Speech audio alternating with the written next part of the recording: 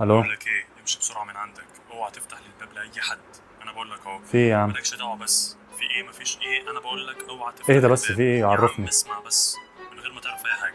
هو دلوقتي ما تفتحش الباب لاي حد، مهما خبط عليك ومهما عمل اي حاجه هتلاقي نفس صوتك نفس كل حاجه. ما تفتحلوش، ما تفتحلوش. في حاجة؟ طيب.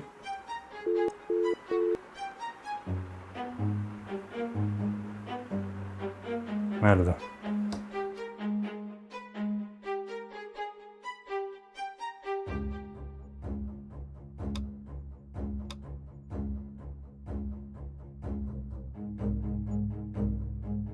Last week, the artificial intelligence حين تغني كوكب الشرق أم كلثوم مقدمة المحقق كونان، الأمر قد يكون ضربا من الخيال. الاصطناعي تمكن من ذلك. فقد تصدرت شارة بداية الأنمي الشهير بصوت الراحل أم كلثوم شبكات التواصل الاجتماعي، وتم تداول المقطع على نطاق واسع.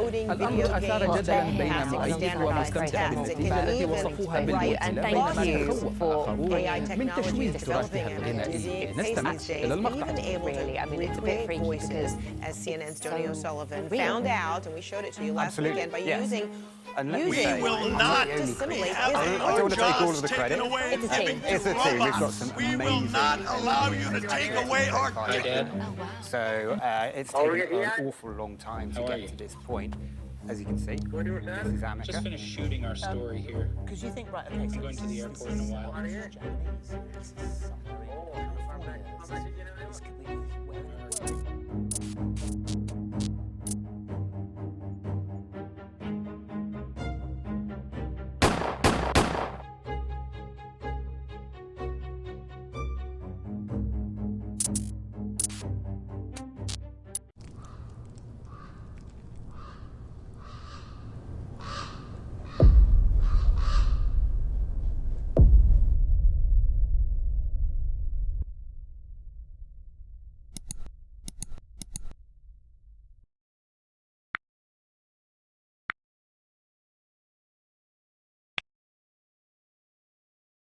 يا اخي حاجة ايه؟ جو حر. انا اسف لو صوت المروحة مثلا هيظهر في الفيديو او حاجة، بس اعمل ايه؟ اموت. المهم، السلام عليكم ورحمة الله وبركاته. صلى على النبي. دلوقتي اظن مفيش حد ما يعرفش ايه هو الاي اي او الذكاء الاصطناعي. اكيد وانت بتسكرول مثلا على انستجرام، تيك توك، فيسبوك، سمعت مثلا اغنية لعبد الحليم حافظ او ام كلثوم وهي بتغني، ودول ناس ميتين اصلا.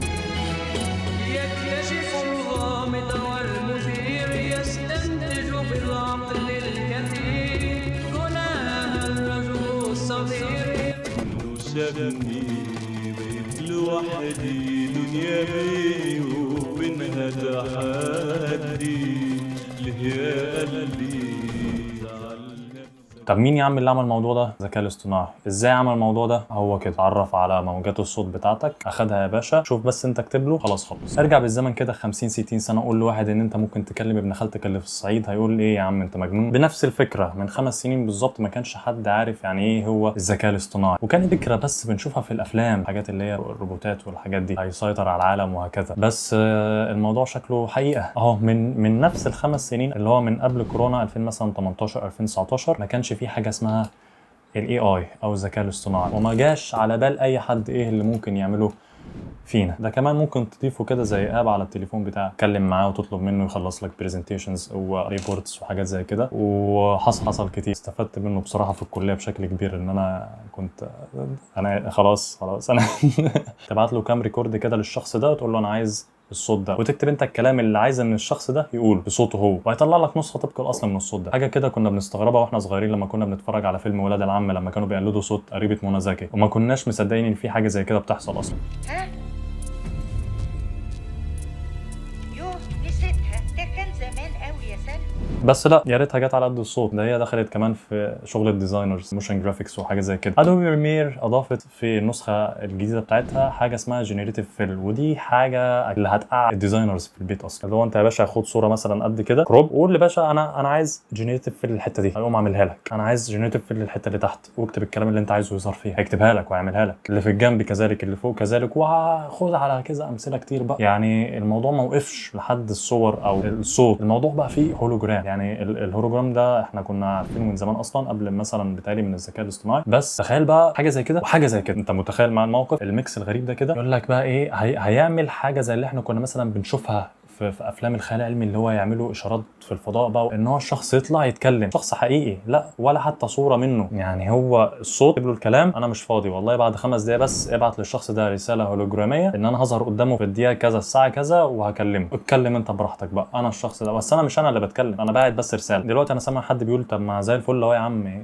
اللي يخوف في كده؟ ما حاجه كويسه اهو، في البشريه. انا مثلا عايز اعمل ديزاين، انا عايز اعمل الثامنيل بتاع الفيديو ده دلوقتي، اللي هي الصوره المصغره بتاعه الفيديو، بكل بساطه والله ابعت له الصوره رو ما فيهاش اي تعديل، اقول له 1 2 3 اعملها لي، هيعملها لي بكل سهوله. تمام، دي حاجه كويسه، انت هتشوفها حاجه كويسه، واللي هو واو قشطه، دي هتسهل حياتنا، وانا كده تمام. اللي انا بحكي لك عليه دلوقتي انت هتشوف الدنيا ورد، ايه الواو ده. بس لا، تعالى كده اخدك لفه في الجانب السوداوي بتاع الاي اي شويه كده، تعرف ايه هو الخبايا اللي ممكن يعملها. فهو احنا بس لو بنتكلم على قد الشات جي بي تي، فانت حرفيا بتشيل عقلك. يعني انا كنت داخل من كام يوم كده، كنت عايز اعمل مشروع صغير، عايز اعمل زي روبوت ب3 عجلات. حلو، كنت بقى لسه هدرس معادلات ومش عارف ايه وكده، فكنت اكيد مساعده من على اليوتيوب، بشوف فيديو حد عمل نفس الحاجه زي كده، لقيته فتح شات جي بي تي، ترجمه الكلام يعني ان هو عايز معادله لحركه مركبه ب3 عجلات. شات جي بي تي مفيش 5 دقائق تك تك تك تك المعادلات هتعمل 1 2 3، اداله الاكواد اللي هيحطها على الاردوينو، لو حد عارف الاردوينو يعني اللي هو بيشغل الاله، واديته المعادله بكل بساطه. اللي كنت انت مثلا تاخد فيها 2 3 عشان تدرس الموضوع، لا خد شات جي بي تي حلها لك في ثانيه، بدل ما انت تدرس، لا شات جي بي تي هيخلص لك الموضوع. طب ليه؟ فلو احنا بنتكلم من نقطه شات جي بي تي بس، فانت بتشيل عقلك. انا مش بتكلم من ناحيه برضو المعادلات بس او لا، هتيجي تبص برزنتيشن مطلوب منك حاجه عايز تخلصها، مقاله، اي حاجه، كله بقى يقول لك شات جي بي تي، كله يستسهل. اي نعم الموضوع سهل، الموضوع سهل بغباء، انك تكتب انا عايز مثلا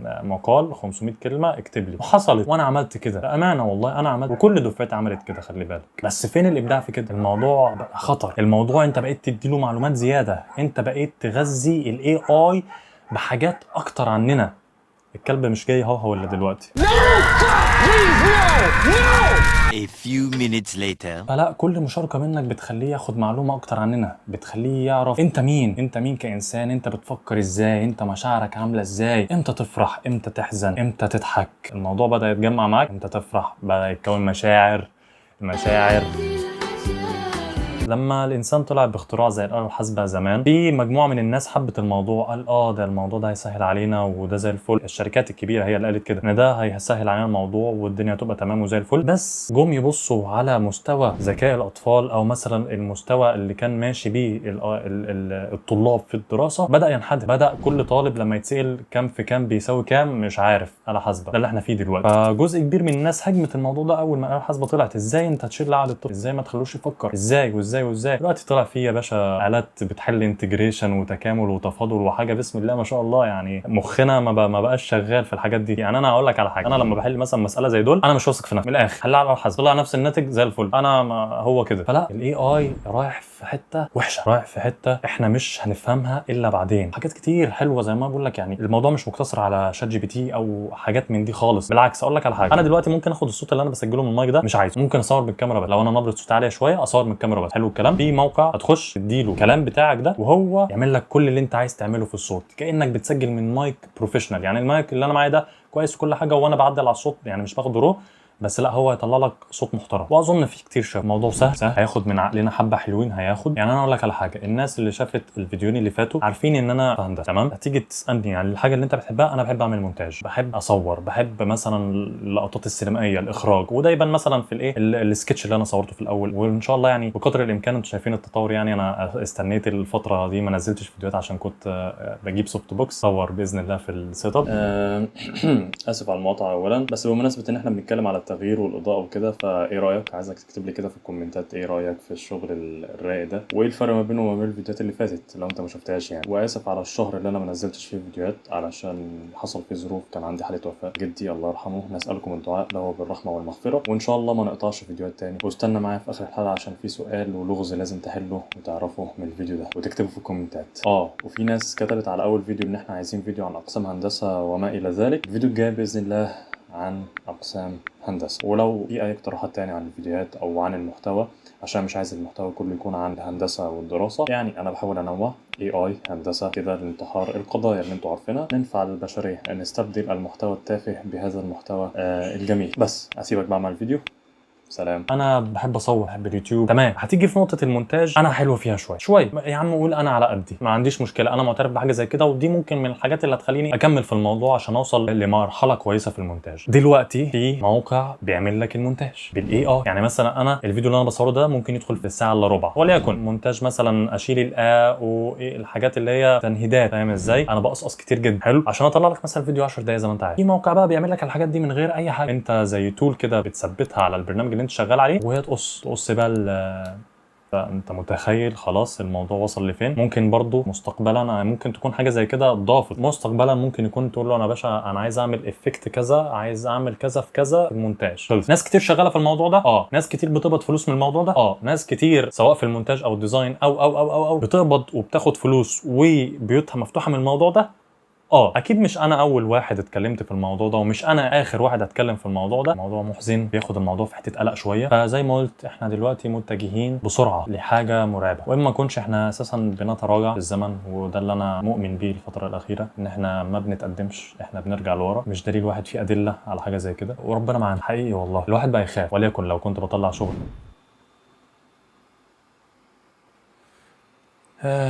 يعني شفت مش هيبقى لينا شغل بعد كده. انت لو ما عملتش سبسكرايب لحد دلوقتي يبقى في مشكله، اعمل سبسكرايب دلوقتي. وسؤال الحلقه، لو انت ما قراتش في اول فيديو، مين اللي مكمل معاك الفيديو لحد دلوقتي، الحقيقي ولا الاي اي؟ شوف انت لحد اخر الفيديو عشان لسه فيه يعني ممكن هنتات يعني تساعدك. اكتب لي في الكومنتات ذكاء يعني، خليك كده.